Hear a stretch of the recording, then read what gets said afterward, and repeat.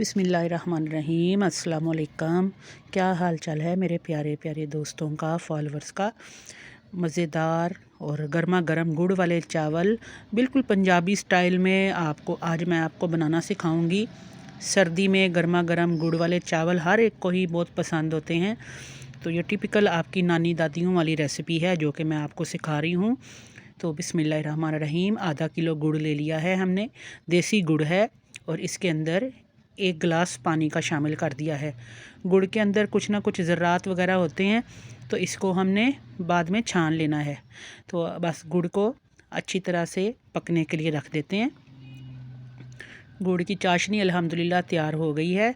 इसको उबाले 2-3 दे लेते हैं। जब अच्छी तरह से गुड़ जो है मेल्ट हो जाए और आपकी चाशनी बन जाए, तो ऊपर से इसकी झाग उतार के तो इसको हमने एक साइड पे रख लेना होता है। अभी आहिस्ता आहिस्ता देखें पकना शुरू हो गई है, तो आग बंद कर देते हैं। अब इसी में ही ये सारे जितने भी इसमें छोटे छोटे गुड़ के पीस हैं वो मेल्ट हो जाएंगे। चावल 1 किलो हैं और इनके अंदर हमने ये देखें छोटा सा बादियान के 2-3 फूल डाले हैं, लेमन डाला है और दारचीनी के टुकड़े डाले हैं, ताकि ये आपस में जुड़े ना और अच्छी तरह से गल भी जाएं। आधा घंटा हमने चावल भिगोए हुए थे। थोड़ा सा मैंने इसमें देसी घी भी ऐड कर दिया है और सब्ज़ इलायचियाँ भी, ताकि गुड़ के जो चावल हैं इनमें भी खुशबू और जायका आ जाए। और आधा चम्मच मैंने नमक भी ऐड किया है। नमक ऐड करने से इनके टेस्ट पे कोई भी फ़र्क नहीं पड़ता, लेकिन ये बहुत ही बेहतरीन हमारे चावल जो हैं बहुत इनका अच्छा टेस्ट आ जाता है। अभी तकरीबन 1 कनी रख के हमने निकाल लेने हैं, यानी 80-90% ये देखें इस तरह से आपको नज़र आ रहे हैं, गल गए हैं। तो बस अब इनको छान के आपने निकाल देना है। पानी इनका छान के तो इनको थोड़ी देर हवा लगने देनी है।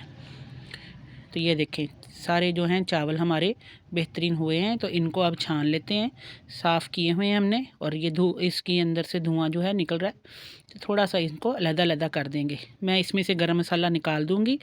ये जो दारचीनी के टुकड़े और बादियान के फूल हैं, तो ये थोड़े थोड़े लगे रहने देंगे अगर डालना चाहें, वरना निकालना चाहें तो आप इनको निकाल भी सकते हैं। बस इनका धुआं अच्छी तरह से निकल जाए तो इनको एक साइड पे करके अब शीरे की तरफ आते हैं वापस। जी एक बड़ी पतीली ले ली है हमने और प्री हीट कर लिया है। देसी घी मैं इसमें ऐड कर रही हूँ, तकरीबन पौना कप जितना। आप हस्बे ज़रूरत देसी घी या कुकिंग ऑयल ऐड कर सकते हैं।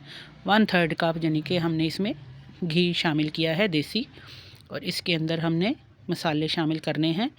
थोड़ा सा हमारा घी कड़कड़ाने लग गया है, तो इसमें लौंग और बादियान के फूल थोड़े से खुशबू के लिए ऐड कर देते हैं। 4-5 लौंग हैं और छोटा सा बादियान का फूल है, तोड़ के डाल दिया है। बादियान के फूल और लौंग वगैरह हमने दारचीनी पहले चावल पकाते वक्त भी डाले थे, उससे भी खुशबू अच्छी आती है। तो अब जो शीरा है गुड़ का, उसको छान लेना है आपने बहुत अच्छी तरह से।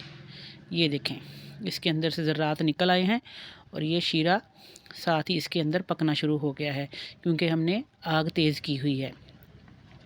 अब मेरे पास सब्ज़ इलायची का पाउडर है और ये सौंफ है।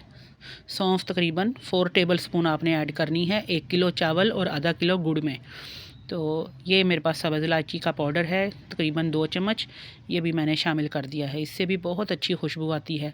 अगर सब्ज़ इलायची का नहीं है पाउडर, तो आप 8 से 10 अदद सब्ज़ इलायचियाँ हल्की सी ग्राइंडर में ग्राइंड करके डाल दीजिएगा।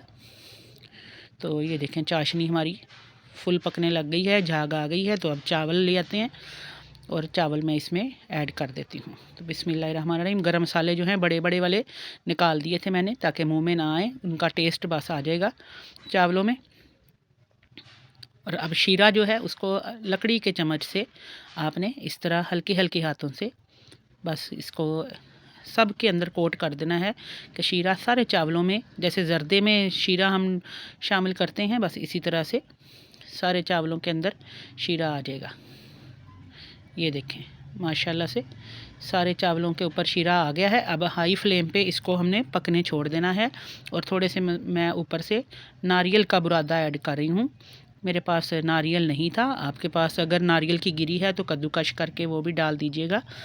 मेरे पास अभी गिरी नहीं थी, तो मैंने इसकी जगह पे नारियल का बुरादा डाला है और थोड़ी सी सब्ज़ इलायची का पाउडर और डाल दिया है।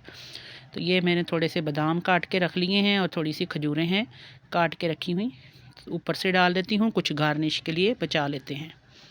बस अब इसको आपने पकने देना है हाई फ्लेम पे तकरीबन 5-7 मिनट। तकरीबन 7 से 8 मिनट हो गए। तो ये देखें पानी बिल्कुल इसका सारा जज़ब कर लिया है गुड़ का।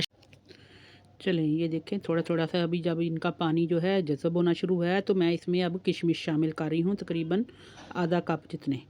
इनको मैंने भिगो के रखा हुआ था गर्म पानी में, तो ये भी मैंने इसमें शामिल कर दिए हैं किशमिश भी। तो अब इनको हम पकने के लिए छोड़ देते हैं। ढक्कन मैंने साइड पे कर दिया है थोड़ा सा, ताकि इसकी भाप जो है निकल आए, स्टीम अच्छी तरह से निकल आए।